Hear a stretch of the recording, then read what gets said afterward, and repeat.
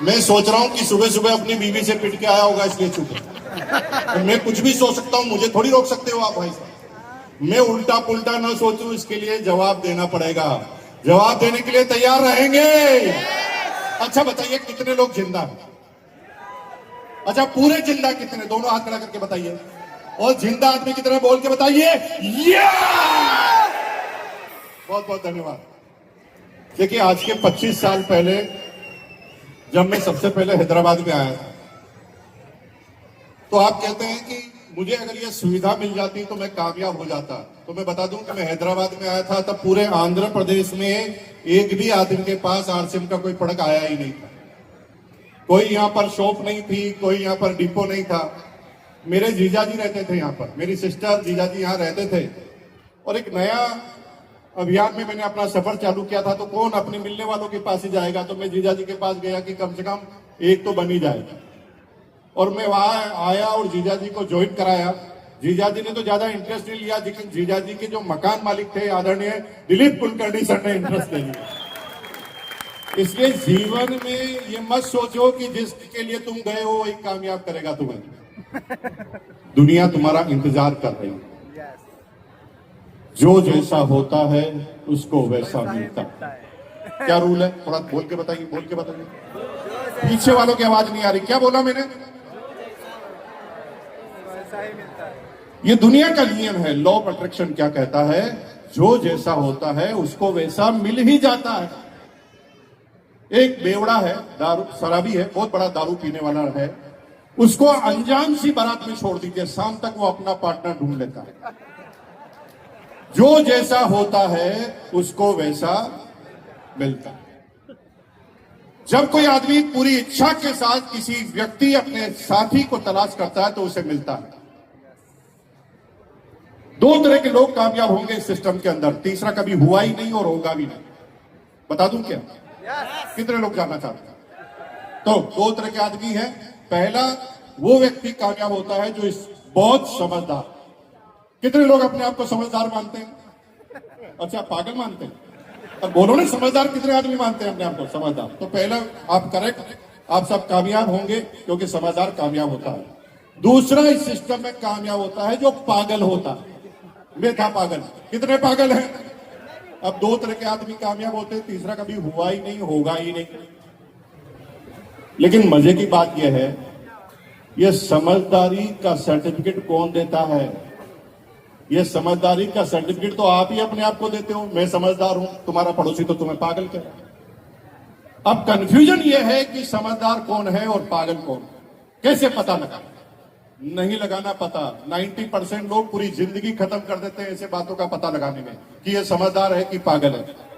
अरे भाई क्या जिन चीजों का कोई लॉजिक नहीं है उसका पता लगा के करोगे क्या? भैंस का कलर क्या है? भैंस का कलर क्या है? हाथी क्या है? चारे का कलर क्या है? और दूध कौन सा देती है? ये क्या है लॉजिक? ये क्या था? काला कलर, खाती हरा, दूध व्हाइट। अब इसके लॉजिक को तुम जानने जाओगे तो तुम्हारा जिंदगी खराब हो जाएगा। तुम्हें क्या मतलब इस लॉजिक को जानने का, और क्या फायदा है इसका? रूल एक ही ध्यान रखो, जो जैसा होता है उसको वैसा मिलता है। अगर समझदार हैं आप तो दुनिया में आप इकलौते समझदार नहीं हैं, तुम्हारे जैसे कई घूम रहे, मिल जाए। और अगर तुम पागल हो तो पागलों की भी कमी इस पृथ्वी पर नहीं है। मुकेश कोठारी पागल बना था, तुम्हारे को भी अपने जैसा पागल मिल जाएगा। मेरी टीम में आज 18 लाख एक्टिव लोग पागल की तरह घूम रहे हैं। क्योंकि एक पागल था तो पागल को पागल मिल गया।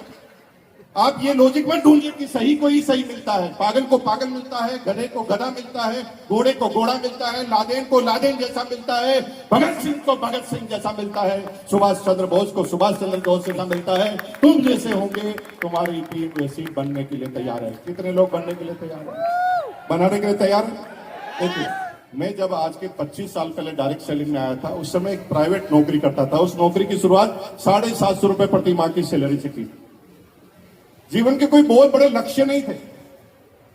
थोड़ी सैलरी बढ़ने के बाद मैंने स्कूटर खरीदा था लोन पर। वो स्कूटर आज भी मेरे पास है। 25 करोड़ रुपए के मकान में मैंने स्कूटर का मंदिर बनाया।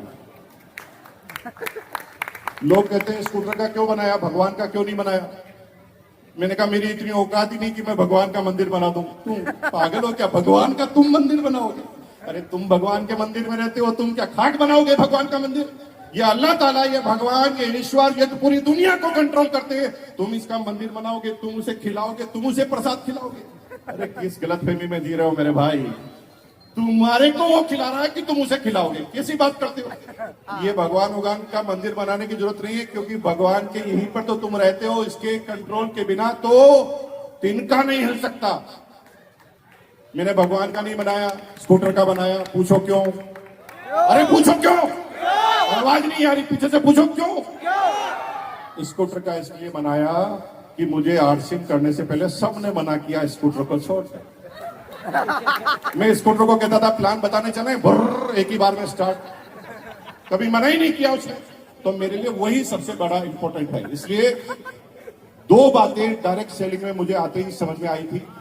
90% लोग एनालिसिस करने लग जाते हैं कि भैंस काली है, हाथी हरा है, गोबर पता नहीं कौन सा है, दूध कौन सा, वो एनालिसिस करते थे। मैं एक ही बात एनालिसिस करता था कि मेरा कुछ जा नहीं सकता, क्योंकि यहाँ पर ज्वाइन करते ही कपड़ा आता है, सामान आता है, तो जा ही नहीं सकता। और जा ही नहीं सकता, वहां पर सोच कर करूंगा क्या? जहां मेरा कुछ जा ही नहीं सकता तो मैं सोचूंगा क्यों? और मैंने सोचा ही नहीं। दूसरी बात मुझे क्या समझ में आई, मेरी अपलाइन ने एक बात कही कि मुकेश कोठारी, एक बार तू जुड़ गया ना तो फिर पृथ्वी में तेरे से ऊपर कोई जुड़ नहीं पाएगा। मुझे 25 साल पहले समझ में आ गई बात कि मैं अगर ज्वाइन हो गया तो इस पूरी दुनिया में कोई भी आदमी अब मेरे से ऊपर ज्वाइन नहीं हो पाएगा। ये बात तुम्हें पता है कि नहीं पता है? अरे ये बात तुम्हें पता है कि नहीं पता है? और पूरी दुनिया को तुम्हें नीचे ही ज्वाइन करना पड़ेगा, तुम्हारे ऊपर तो दुनिया की कोई ताकत ज्वाइन नहीं हो सकती। इस देश का प्रधानमंत्री भी जाएगा कि मैं मुकेश कोठारी के ऊपर ज्वाइन होना चाहता हूं, कोई ऑप्शन है ही नहीं। यानी अब पृथ्वी पर तुम्हारे से ऊपर कोई जुड़ नहीं पाएगा। ये पहला फायदा। बोलो मजा आया कि नहीं आया? कितने लोगों को मजा आया? हाथ खड़ा करो, एक बार ताली बजा दो। अब दूसरी बात बता रहा हूं, दूसरी बात समझना, बहुत जोरदार बात है। दूसरी बात मुझे यह समझ में आई कि मुकेश कोठारी तू सिंपल बीकॉम है और तेरे से पढ़े लिखे आदमी तो तेरे से ऊपर ही रहेंगे, तेरे से ज्यादा दिमाग वाले आदमी तो तेरे से ऊपर ही रहेंगे, तेरे से ज्यादा सुपीरियर इंटेलिजेंट आदमी तो तेरे से ऊपर ही रहेंगे। अगर तू टीचर बन जाएगा तो कलेक्टर जो तेरे ऊपर है वो ऊपर ही रहेगा, यानी नीचे कभी आएगा नहीं। लेकिन अगर तूने डायरेक्ट सेलिंग कर ली तो फिर तेरे नीचे ही सब आएंगे, ऊपर कोई नहीं आ पाएगा। हेलो, अभी श्रीचंद अत्री जी ने क्या बोला? मैं हरियाणा गवर्नमेंट के अंदर क्लास 2 पोस्ट पर गजेटेड अफसर, लेक्चरर इन मैथमेटिक्स। इतना पढ़ने का फायदा क्या है सर? काम तो हमारे नीचे ही करेंगे। हेलो, समझो बात को, समझो।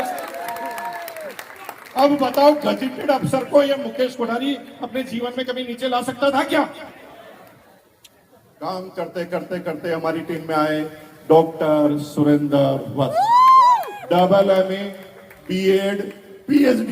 इतना पढ़ने का फायदा क्या है? तो हमारे नीचे काम करते करते सीनियर TT हमारे नीचे, इंजीनियर, डॉक्टर, चार्टेड, रिक्शे वाला, ठेले वाला, केले वाला।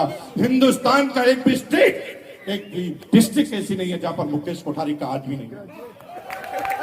और मजे की बात बताऊं मैं आपको, 25 साल पहले कारवा चालू किया था और पिछले 10 साल पहले मैंने कसम खाई थी कि आज के बाद मैं कभी होटल का खाना नहीं खाऊंगा।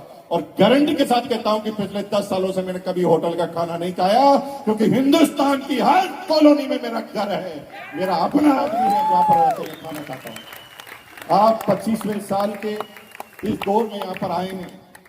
25 साल पहले भी मैंने गले से चिल्ला चिल्ला कर हैदराबाद वालों को समझाया था, बेटा समझ जा, समझ जा। वो बोलता काई को, लेकिन जो समझ गया वो सब यहाँ का अचीवर है। और आप समझ गए तो अगले अचीवर आप हैं। कितने लोग अगले अचीवर बनना चाहते हैं? दोनों हाथ खड़ा कीजिए, दोनों हाथ खड़ा कीजिए, खड़े होइए अपनी जगह से, एक बार खड़े होइए। अगर अचीवर बनना चाहते हैं तो खड़े होइए अपनी जगह से और एक बार अपनी मुट्ठी को पीछे। खींचिए मुट्ठी को और एक बार दमदार ताकत से बोलिए ये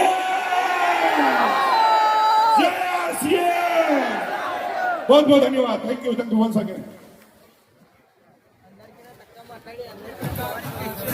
థ్యాంక్ యూ సార్. చూశారు కదండి.